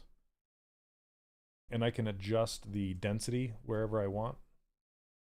So for example, like this, if I want more density, instead of Dynameshing it, if I were to Dynamesh this right now, it would stitch all of these parts together and it would also kind of soften everything if I want to keep the same resolution. So instead, I want to increase the resolution around, like, say, these kind of pinched areas that I'm creating. So what I can do is turn on Sculptris Pro and just take it a little more dense. Let's go like this. There we go. So smaller triangles closer together. We take it even smaller. And then just kind of blast it around like this, make it more dense. Then I have more geometry I can come in and pinch, make some hard edges. This pixel art stream helps me a lot. I'm always trying to learn something new from these streams. I am trying to learn ZBrush to make miniatures fun. Yeah, I've made a couple miniatures myself. Most of my stuff is big like this. It's like 1/16 scale. But I've made a lot of miniatures too. Not a lot, I guess. A few.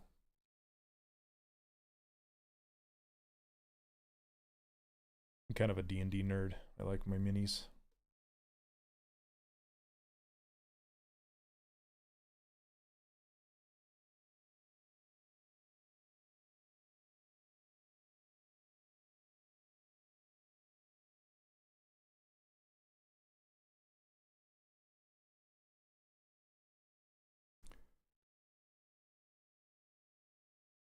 So there's our little gloved hand. So if you are ever ready to stitch things together, like say I am now, I want to kind of blend these two objects, well, three objects together. What you got to do is use remesh by union, which remesh by union is kind of like doing a Boolean operation without doing a Boolean operation, without subtracting anything. And you can just find that inside of the gizmo gear. So what I like to do is center my gizmo like so, then reset it like this, so it's all reset with the world, and then how you get it to be centered is you have to turn off some symmetry. So you hit X, and then you hit this little go to unmasked mesh center, and it will center it. You have to turn symmetry back on, click on this gear, and then click on remesh by union right here, and that will stitch everything together. So we look and examine the edges, you'll see that it's re-triangulated and stitched these objects together. And it also, like Dynamesh, it will get rid of the interior geometry. So it's perfect for Dynamesh. Or, sorry, it's perfect for, I just read the word Dynamesh. It's perfect for 3D printing because it will get rid of everything inside and keep it watertight. When you want to merge subtools, how do you do that? There you go. I just showed you. Okay, and then you click on this gear and click accept, and there you go. Now back in business, just make sure you turn symmetry back on because it will turn it off. And now you can just continue on doing what you were doing, but look at how clean the connection is. So this is stitched together, but it doesn't look like it. So if you want to keep your hard-edged creases between your objects, you can.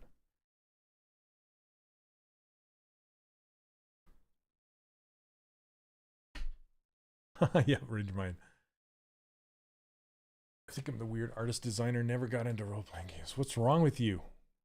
Played sports. You're no nerd, Leonard. We can't hang out anymore. Just kidding. Okay, so see, when I use Sculptris Pro, it basically rebuilds the surface. And so I can keep the crease underneath here and just smooth this upper part out. It's really nice. And then I can come in here, see how the knee is kind of poking out now. I can just use my inflate, just kind of inflate this knee out.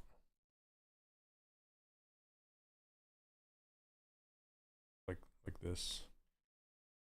And then if you want to re-pinch, you can. Like that. Just bring it up further. And there you go. That's how you do it. So in this instance, I don't want any of these creases. I want it nice and smooth. So I'll start with the back. Turn Sculptris Pro back on. I'm a mess. You're opposite land.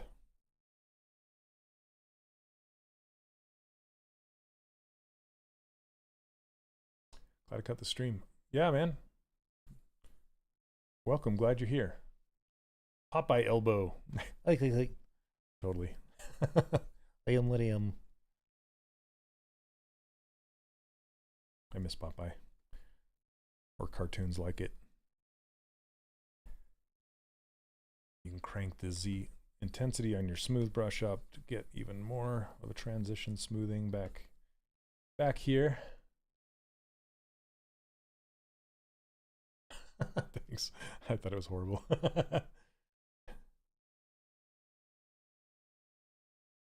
All right. So now we can come back in. Anytime you can come back in and just kind of pinch, make it nice and clean. Yeah, the Robin Williams version. Sometimes that will kind of stretch some of these triangles in here. You can just come and smooth them back out. Are those inflate brushes something special to buy or not? You can't buy them. I give them away. You can go find them on my website, 3dcharacterworkshop.com. I give them away for free over there. So all of these unique looking images down here, these are all my brushes. And then I also have this insert multi-mesh brush, these two paint brushes as well, a hard and a soft paintbrush. So those are all, and they all started as some other brushes that I like to use, and I just dialed them into how I like to use them and gave them a better icon because I'm an old man and I can't see. Can you drop a link? Yes. Neil will, if you could please drop a link. Bam, there you go. And that's over on Twitch. We can't drop links on YouTube very easily. Neil, I asked Kyle about that again. And I don't know what's going on with that. I'll ask again. I don't know if he says yes, and then I think he says yes, and then it never happens. I think he just forgets. Or I don't know if there's red tape involved. I don't know.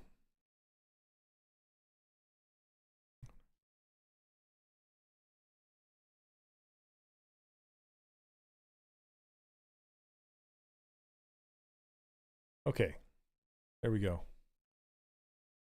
Happy. He's so happy that he's got legs now, arms and hands. But I want to kind of tune this upper. It's a little thick, and let's turn it.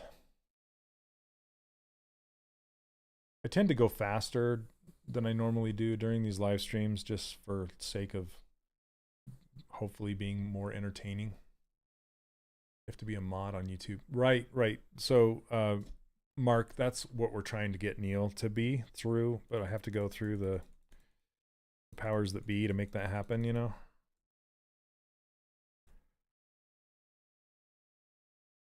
So when I stream on my own channel, that won't be a problem. Do you use ZBrush functionality to have the concept art display? I'm not quite understanding that question, Yair. Can you maybe elaborate on it a little bit? You've seen Ian drop a link on YouTube? Oh, talking about the spotlight.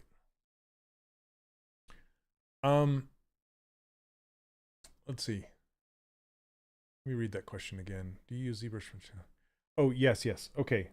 So I use Spotlight. Yep. This is Spotlight.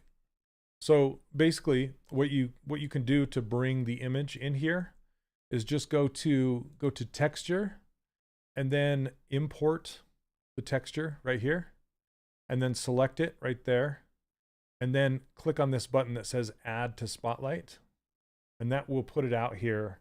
And then if you hit Z or Z on your keyboard, you can then click inside this ring to move it around.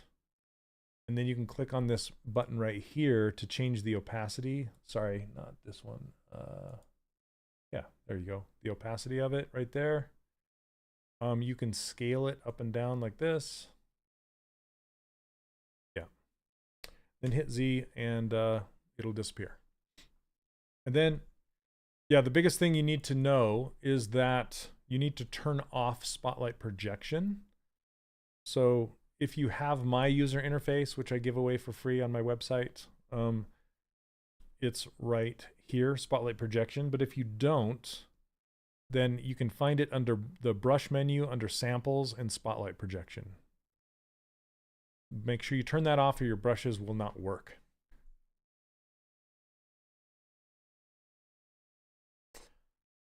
Okay, is ZBrush 2024 worth upgrade? I can't really comment on that right now. I would say yes, because of it's got some nice, they added some knife clipping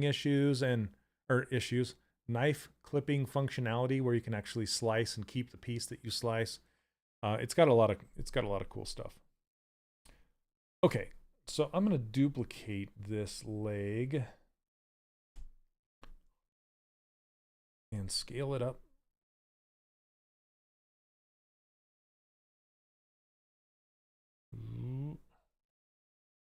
And then just kind of turn it.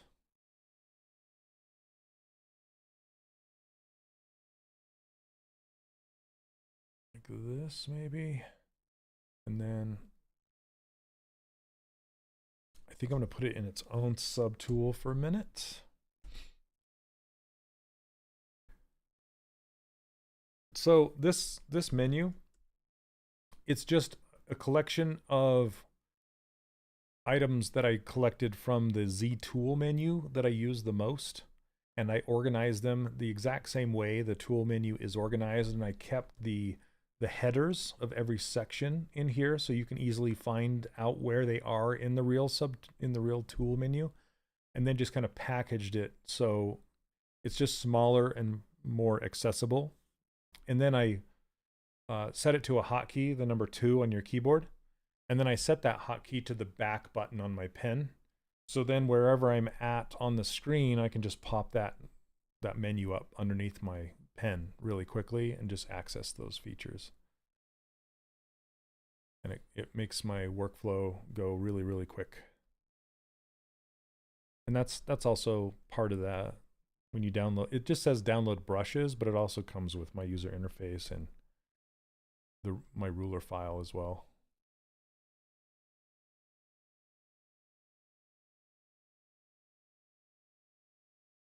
Yeah, I actually have a YouTube video on how to make your own user interface and custom menus.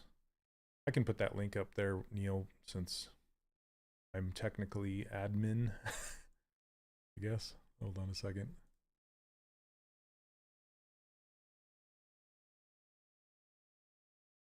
If it'll load. My internet's kind of being slow.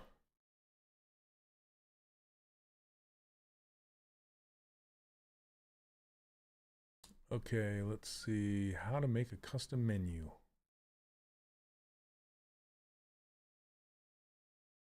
Okay, here you go. You can find the other one on my channel from there.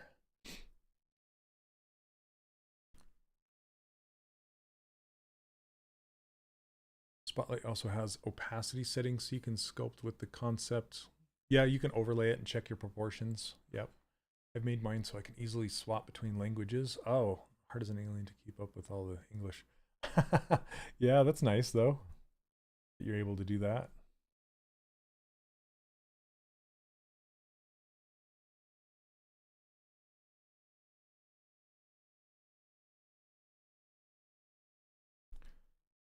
Okay.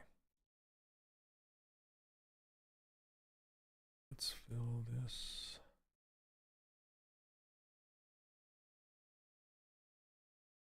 Where did it go? Come back.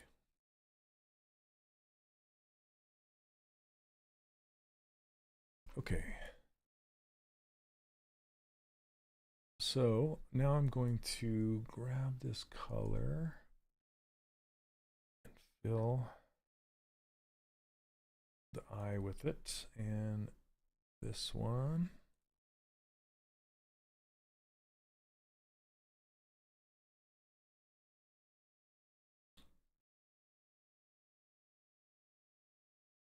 Spotlight's a powerful tool all to itself. You can use it to apply textures directly to the mesh. Yeah, you can use it like a stamping tool. That's really nice.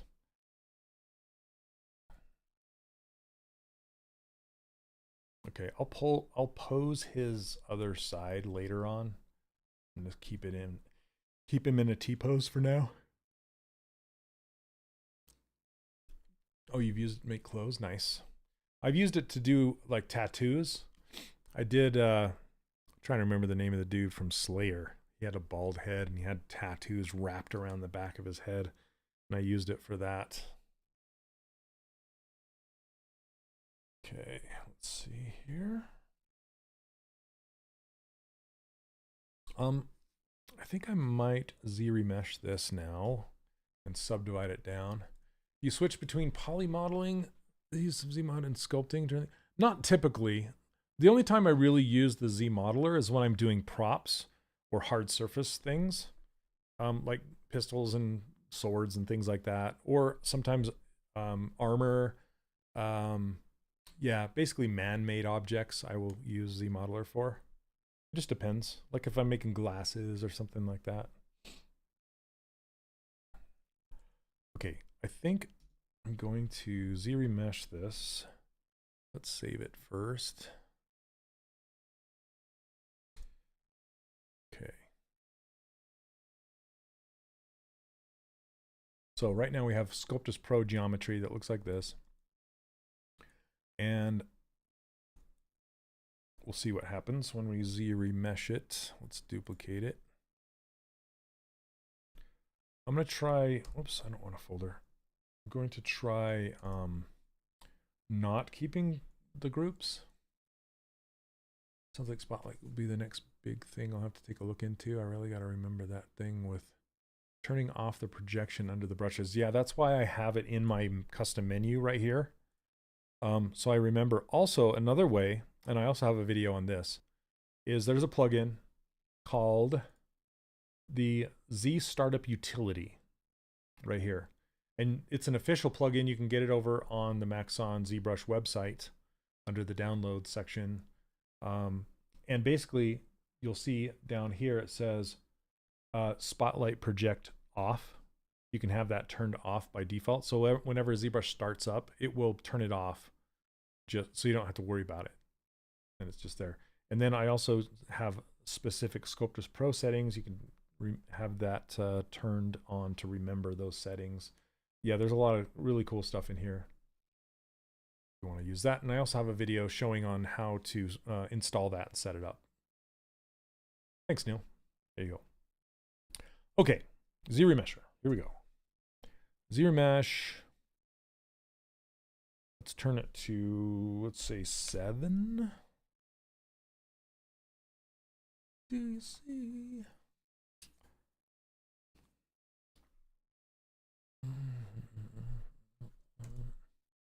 There we go. Nice. And sometimes Z-remesher is just lovely. Other times it struggles. Okay, so now that I have this, I'm going to subdivide it for real a couple times.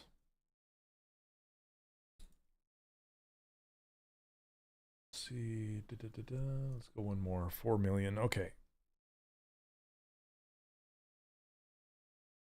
And fill this object. Let's see how dense we are. So if you want to, also with Spotlight, if you want to select a color from your concept art, you need to push Z to show the ring, and then you hit C to, you can hold down C and see how the color is changing as I'm hovering over these colors here. And then when you find a color you want, you just let go, and then hit Z again to hide the ring, and then you can paint with it. Let's see, I think I picked the same color that it already is. So I'm going to fill it.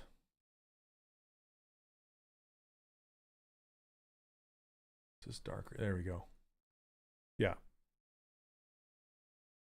Oh, is it showing both? No. What did I do?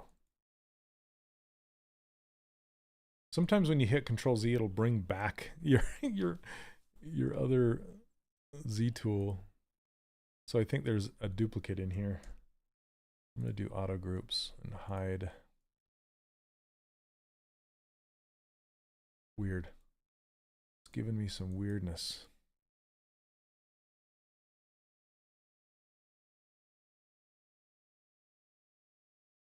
Let's It's acting like they're, okay, that's better. All right, I don't know what happened there for a second. All right, let's do this for real. It's a shame if you want to bend arc, then you need to pay for a subscription. Yeah, well, can't really comment on that. I would say that you should get a subscription anyway.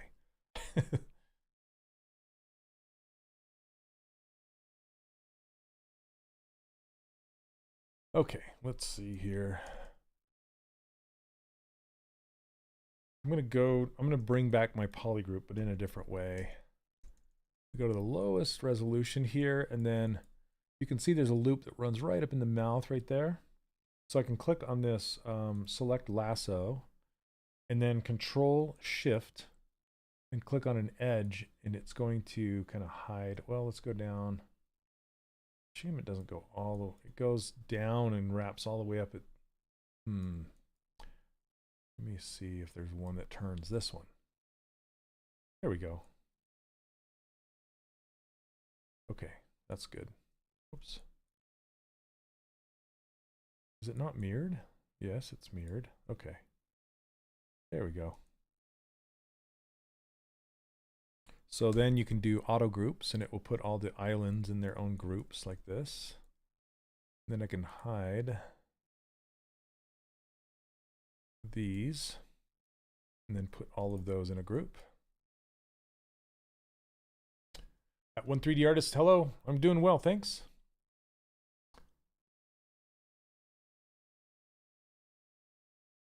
Okay.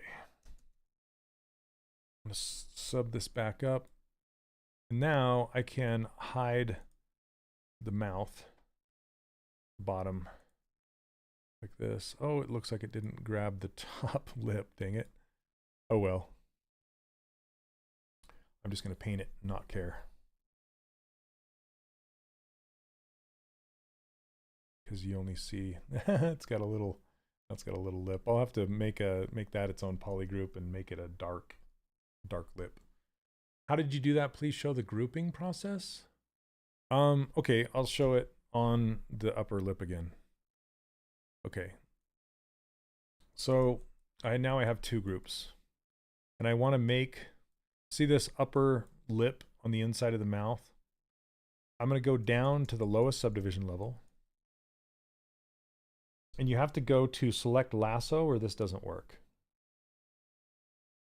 I want to find, let's try this one. Basically, I'm hiding a ring of polys, but it doesn't look like that went all the way across. Let's try this one. Maybe higher. That's weird. It looks like it's flipping. It's flipping right here. So let me smooth this out. See how it's like reversed, like the bottom is going to the top and then back again. Okay, so let's go. There we go. There we go. Okay, so I hid, oh, I don't want to do that. Okay, so I hit a couple rings like this. And then I'm going to go auto groups. And auto groups is the one that puts any island into its own poly group.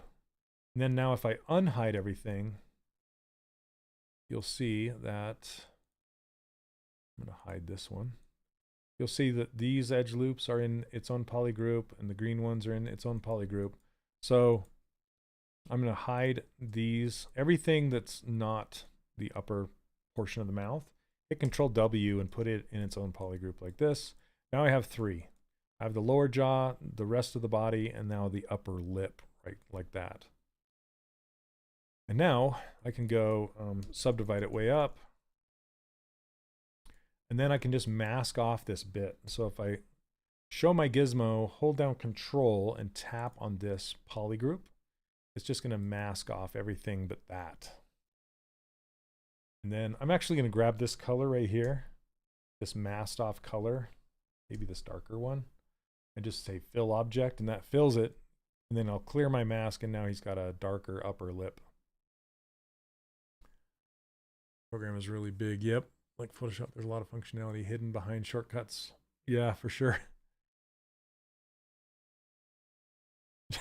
Careful showing your gizmo.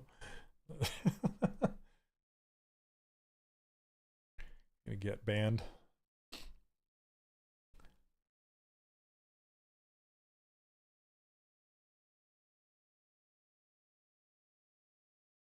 Just kind of straightening out the lip there. Make it more even. Okay. Let's continue on painting the belly.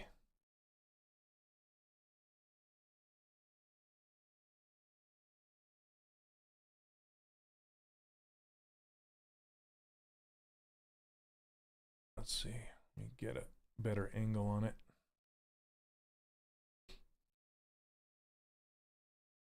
Like that.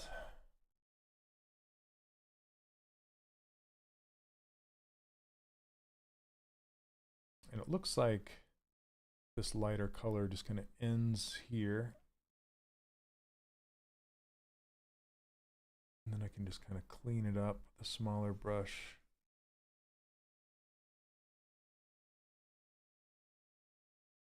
Something like that.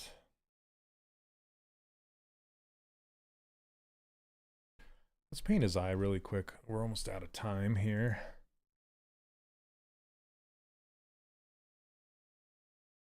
So with this, I'm going to add the subdivisions, make them real, and then subdivide it up a couple more times to just so I have the density that I need. And then it looks like, let's see here. Let's zoom this on up so I can grab the eye color.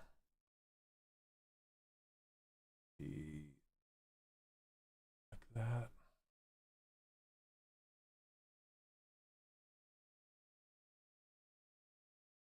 And then be like that.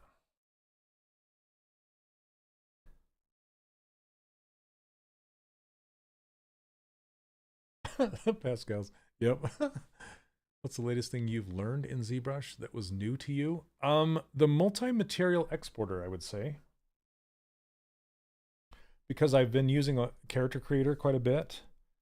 And I didn't really need to use the multi-map exporter. So I just, look, he's wall-eyed and I love it.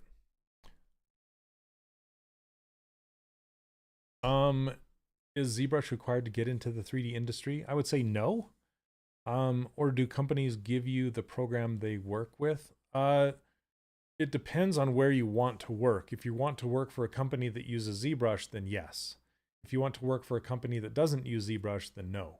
So not every company uses ZBrush for their workflow, but a lot of them do.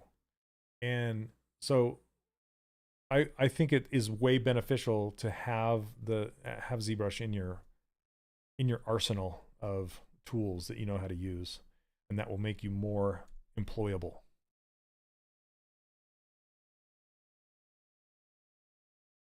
It is, but it is absolutely the industry standard for digital sculpting.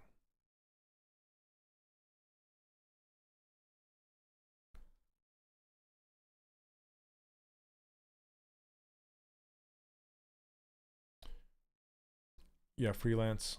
Freelance means you'd be using your own computer and software. Yep, that's true. And you just kind of work that into the budget.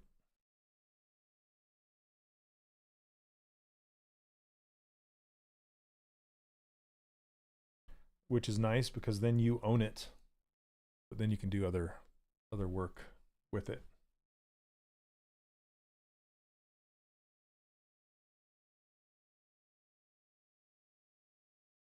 Like those caricatures I was just showing. I had to cover the cost of character creator. Okay.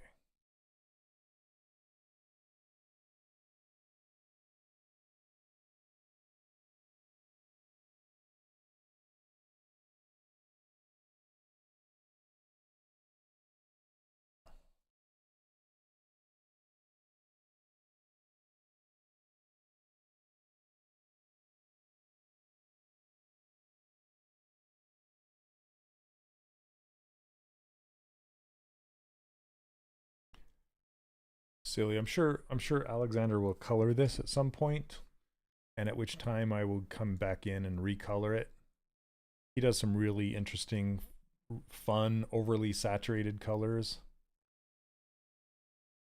And so hopefully he'll color it.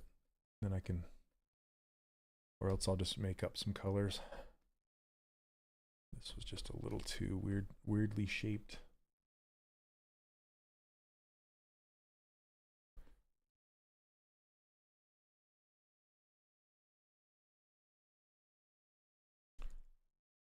The unnamed software acknowledged on the live stream they are not competitive with Z for sculpting.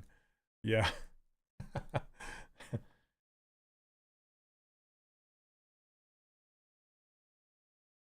Okay. I think that's where I'm going to end it, guys.